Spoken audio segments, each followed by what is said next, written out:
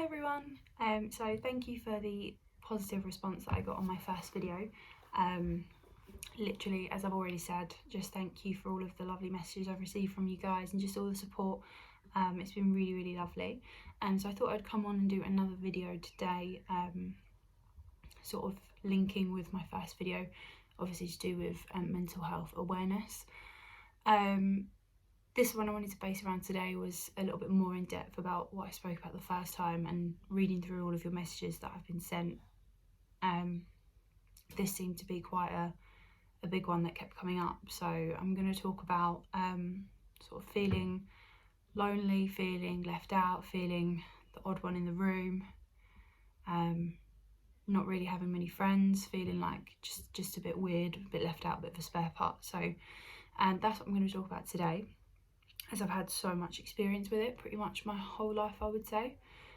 As a kid, I think I mentioned in my first video, I've always been really close to my mum, and as a child I literally just wouldn't leave her side, to the point where I would literally sit around her foot and hang on to her leg during the day, just because I just didn't want to be apart from her, which I guess is normal for most kids anyway, but I guess still now I feel most at comfort when she's around. So it's a little bit weird, but I'm nearly 24 and I still need my mum around me to feel at ease, but whatever you need, hey. So yeah, I suppose the biggest thing for me is just never feeling like I fit in with a group of people. I've always really struggled going out and doing things with friends. Not that I have any really, to be fair, but like a social situation, I suppose, of the worst for me, where it got really bad, was last year when I was working in London, and I went out with all my work colleagues. I literally couldn't fault any of them. They're such lovely people, and they were so welcoming towards me. I'd only been there about a month, I'd say, and we went out, and it took a lot of convincing for me to go out. So I don't go out, I don't drink, I don't do the sort of the bars or the clubbing type thing. The most I venture out is to shopping centres, Lakeside and Bluewater. That's pretty much as far as it goes for me, and even that's a rarity at times. So yeah, we went to this bar, I suppose it was a bar, kind of like a clubby type atmosphere in London. We walked there, it was around Halloween time, I think it was Halloween, and we was just sitting down. I got a drink, as you do, to fit in, even though I actually don't enjoy alcohol in any way, shape or form. It's not that I don't like people that drink or the atmosphere of it, I genuinely just don't like the taste of alcohol, really. There's one or two drinks that I'll tolerate, but I just don't really get it. I don't get thirsty enough to want to drink alcohol all night, and yeah, I just don't really like the taste of it. So yeah, so we sat down at this bar. There was probably about 10 of us, 10 to 15 maybe. By sort of the end of the night, people were joining and leaving. So yeah, around 10 to 15 people, and I just felt so out of place. I just felt so awkward. It's the first time I'd been out in probably years with a group of people. I just feel really weird in a room. I don't know why. I just feel like I can't engage in any conversation with anyone because I'm too worried about what's going on around me. I get really paranoid about what's going on around me, which is just so weird. I don't know why I'm like that. So yeah, a lot of the times people were saying to me like, are you okay, and I just wasn't. I just wanted to go because I just felt so out of place. I just felt like I didn't belong there, I wasn't meant to be there. And as lovely as everyone was being, I just thought, I just don't fit in with you guys. I just don't fit in with groups of people. I'm better off just on my own, to be honest. Just, that's all I've been used to. And it's weird because even though you feel like that, you want to be alone, but you don't want to be lonely. And that's like a big thing that I've been thinking about recently when I've been looking into it, is that you enjoy being alone, but you hate the feel of loneliness, which is just, I suppose it just describes anxiety in itself. It's just like a battlefield in your head. You don't get it at all. It just does not make sense. Like, how does that make any sense? It just doesn't. But yeah, so I literally stayed there and then had one drink, and then I was just like, I'm sorry, I've got to go. And I just felt so bad because they were really trying to make an effort, especially one of the girls that I was closer with. She was really trying to sort of get me to go and enjoy myself, and I just can't enjoy myself when I'm out with big groups of people. I just get socially, like, it's so awkward. It's like I freeze up and just don't know what to say. I'm scared I'm going to say the wrong thing and annoy everyone. I don't want to sit there and be quiet, so they think I'm the weird person, because I've always just felt like the weird person. So yeah, that's just something I've really struggled with. And a couple of times when I mentioned in my first video, when my anxiety got really bad last year, it just ended up where I just didn't leave the house, which was just really, really tough. But I suppose people deal with it in different ways. The biggest thing that I have learned is when you're having a really bad day, because no day is good, in my opinion. How I feel is no day is good, but some days are bearable and other days are just unbearable.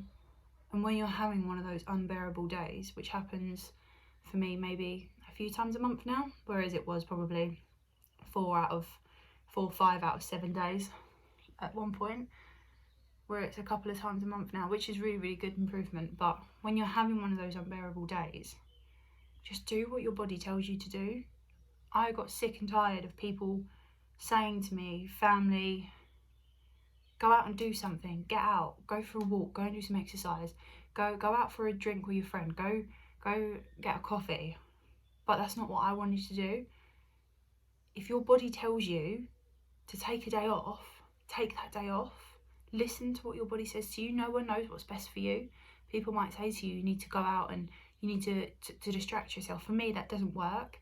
When I'm having an unbearable day, I do just need to sit in a dark room on my own for the day, almost feel a little bit sorry for myself, and then I feel better the next day, because I think, well, I got through that day. It was rubbish, but for me, sitting in bed watching rubbish TV is my cure for that day. And I listen to people all the time. I would get up, I would go out, I would do things, and I couldn't cope with it. I couldn't cope with going shopping. I couldn't cope with going to the pub. I couldn't cope with going for a coffee or going to the gym. I didn't want to do it that day. But everyone told me, oh, that's the best thing to do. That's the best thing to do. And because they care about you, obviously they just don't want to see you like that. They don't want to see you down. They don't want to see you not talking, not eating, not sleeping, nothing, basically not functioning. They don't want to see that, which is completely understandable. But please, please, please listen to yourself. If you are the sort of person that goes to the gym and feels better after, great, do it. If you are the sort of person that can go shopping with their friend, with their mum, with anyone, great, go and do it. But if you are like me, and sometimes you do just want to be alone in a room all day with no contact, just the TV, sometimes just to sit there, then do that too. Because no one knows how you deal with things, how you cope with things, and what makes it better but you.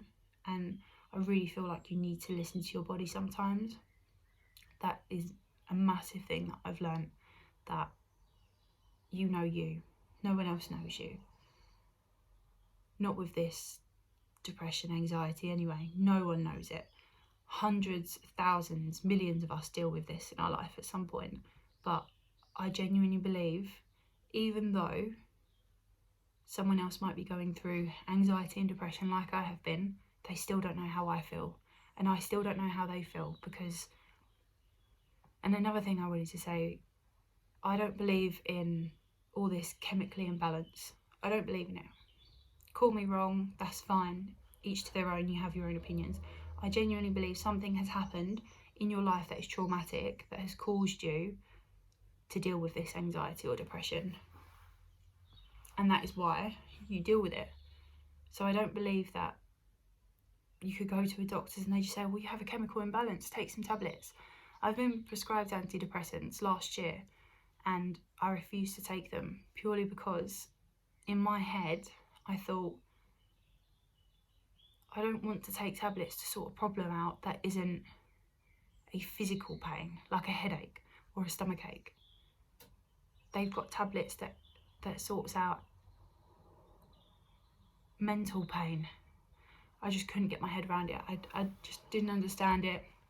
All the reviews I was reading, people were saying it left them feeling numb. People were having nightmares. I get really bad nightmares now as it is, so I didn't want to make that any worse. People were gaining weight, people were being sick, so I just thought, I've got enough on my plate to deal with for other things to start happening. I don't need that right now. So I made the decision to not take them, and I haven't taken them to this day, and I don't think I ever will, because as I mentioned, I just don't believe that tablets are the cause of this. I believe that one day you will wake up and you will realise why you feel how you feel, and it doesn't go away, it doesn't make it better, but you learn how to control it, and one day it doesn't control you anymore. You can control it. It will have days where it can take over and it control you for that day, but you just need to stick your middle finger up at it and just say, you're not in control of this, I am. And that happens most days for me now. I can control it, but there are other days where it takes over, and as I said, I will just sit in my room all day with the blinds down, with the TV on, and just have a depressed day. And the next day I'll say, well done, you got through that, let's not do it again today. And it works for me.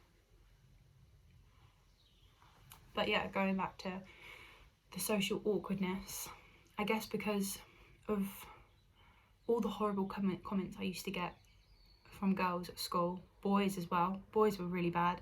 There was this one boy in particular that used to make really horrible comments to me, and I can't talk about it because it really does still upset me and it still gets to me, and this is like 9 years ago, 10 years ago, but it still gets to me, and I still hate what I see in the mirror.